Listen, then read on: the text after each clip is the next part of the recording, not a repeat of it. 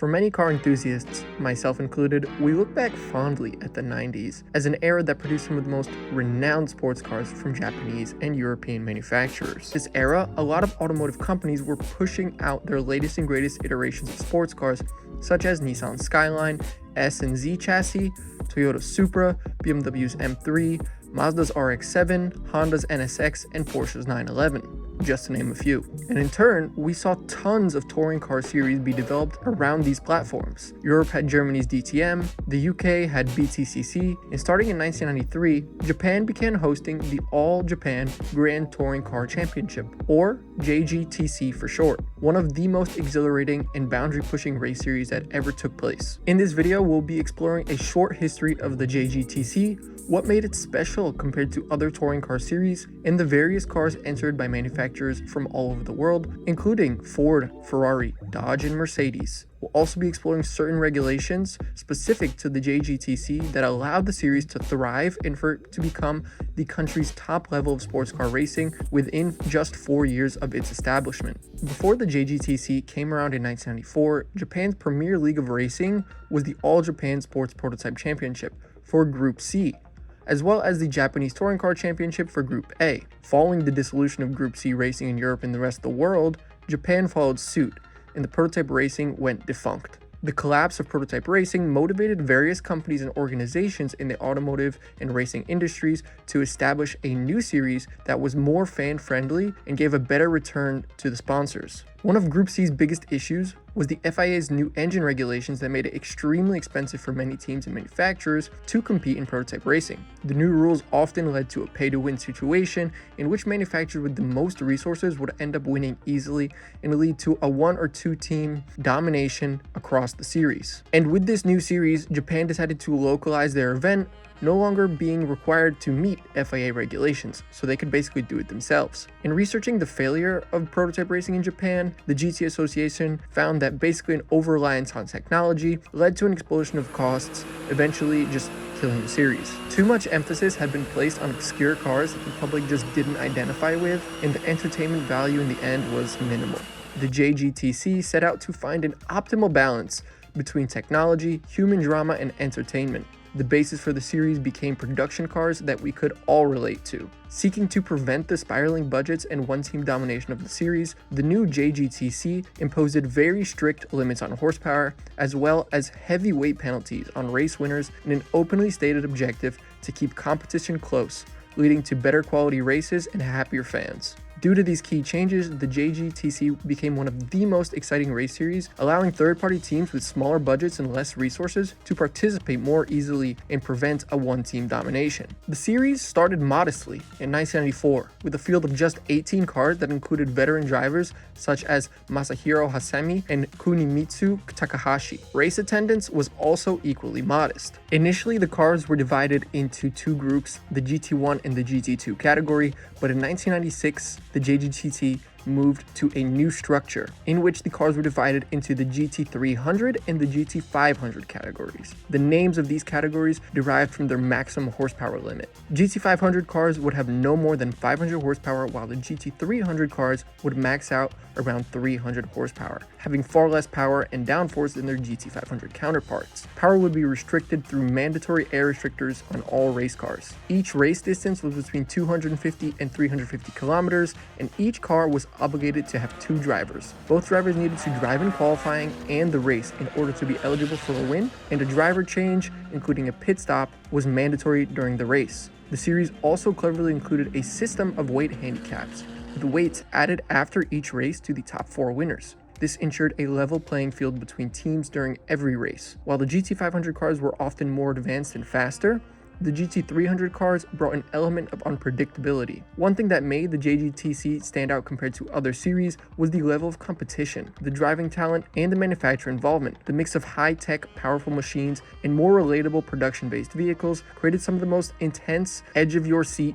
racing moments. In traditional Japanese fashion, the JGTC cars were built for high-speed cornering, competing in tight, narrow, and winding circuits, such as Suzuka Circuit and Fuji Speedway. The tightness of tracks and extreme competition also introduced a strategic element in the racing that other series just didn't have. For example, teams would have to choose the best times to pit, change tires, and adjust tactics, often in a matter of seconds. In the early years, the series mostly saw participation from Japanese teams and manufacturers, but as the series drew international attention for its intense on-track battles and competitiveness, it started seeing attendance and participation from international manufacturers including Dodge, Ford, Chevy, Ferrari, BMW, and eventually Mercedes. Over the years of running, the series would go on to include events at well-known Japanese racetracks, including Fuji, Suzuka, and eventually Motegi. And by the end of 1998, the JGTC had reached the pinnacle of motorsport racing in Japan, boasting an impressive field of 48 teams and absolutely packed stands, attracting over 45,000 fans at every race. As previously mentioned, the nature of the JGTC's rules produced some of the most exciting and close on-track battle between manufacturers that racing had ever seen. Combine this with the fact that it took place during an era when most of our dream cars were being built and produced, and you can begin to understand why so many racing fans and automotive enthusiasts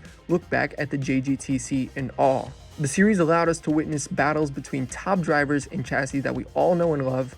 We saw the NSX from Honda, the Supra, the MR2, the Celica, Skylines, S-Chassis, Zs, Mazda's RX-7, E30s, E36 M3s, 911s, and more. It was truly the ultimate head-to-head between manufacturers and sports cars that we can all identify with, whether you're a JDM fanboy, a Euro bro, or a muscle car guy. And by far, the most notable rivalry in the JGTC was between Nissan and Toyota, two of the title competitors on track, wanting to prove their abilities on domestic soil. In the early days of the series, Porsche and Nissan were the main dominators of the series. For Nissan, the R32 and the R33 Skyline platform had proved extremely successful on track, with notable cars such as the Hasemi Motorsports and Calsonic's R32 GTR solidifying the Skyline GTR as a track-proven, extremely capable race car that the public could buy at the local dealership. The series required the use of production platforms for the race cars, so wins meant a lot to manufacturers who were trying to prove the capability of their vehicles in the public eye. For manufacturers, a win on the track means more people talking about your brand, recognizing your cars, and eventually leading to more sales. Nissan had early success with the Skyline, and Toyota was not ready to let them bask in the glory of winning over and over again in the Skylines, Zs, and S chassis on their home turf. They had their own sports cars, such as the new Mark IV Supra and the AW20 MR2, which they wanted to prove could hang with the Skylines, Ferrari F40s, McLaren F1s, and Porsche 964s. So in 1995, to fight back against Nissan, Toyota collaborated with Tom's Racing and Sard to develop a fleet of GT500 spec Supras to really show Nissan who's boss. To build this monster of a Supra, both teams used a 3S GT engine, another name for the 503E, based on the 3S GTE production engine. Toyota had already seen massive racing success using this engine, initially in prototype endurance racing, equipped in their Mark III Eagle prototype built for the GTP class, and then in the Celica GT4 rally car. The engine was a highly tuned version of the 3S GTE, which is found in a lot of 90s Toyota production vehicles. The reasoning behind choosing a turbo 4-cylinder instead of the traditional heavier 2JZ was due to the weight savings and fuel efficiency, which is essential in endurance racing, especially during those longer races. Nissan opted with their traditional RB26 DETT found in the GTRs, which was tuned for the GT500 class by Nismo. Toyota and Nissan would battle intensely, with Toyota achieving their famous victories over Nissan in 1997 and 1999. And this rivalry played out up until the JGTC's dissolution in 2004, by which point Nissan was racing in their Nismo-tuned 350Z and Toyota in their 3UZ V8 powered Supras. So what led to the rebrand of the JGTC to Super GT? Despite being renamed, the series mostly remained the same. The JGTC had planned to hold a race during the 2005 season at Shanghai International Circuit in China, in addition to a new round at Sepang in Malaysia. However, holding the series in more than 2 countries would mean that the JGTC would lose its status as a national championship under the FIA's International Sporting Code, and therefore could not keep Japanese championship in its name.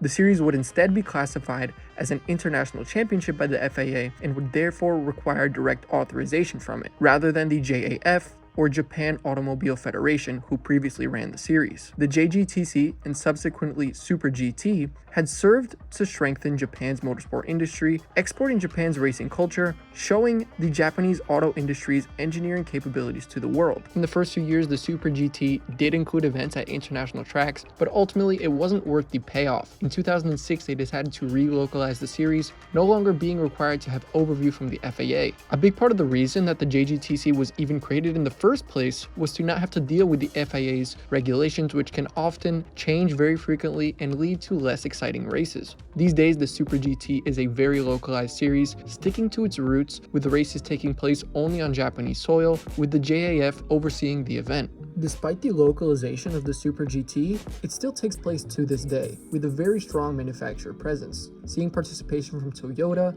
Nissan, Mercedes, Honda, Ferrari, Lamborghini, Aston Martin, and Subaru. Tom's Racing still participates, winning last year's championship using the A90 GR Super platform, keeping tradition by powering it with a 4-cylinder RI4 BG Toyota engine. The All Japan Grand Touring Championship of the 90s gave the opportunity for Japanese manufacturers to prove their on-track capability in the GT racing world. And while the series may have ended, its legacy carries on today in the Super GT. Hey guys, my name's Nick. Thank you for watching the video. I had a lot of fun making this documentary style video. If you're interested in seeing more automotive content and race content like that, definitely consider subscribing. Thanks for watching again, and I'll see you in the next video. Bye-bye.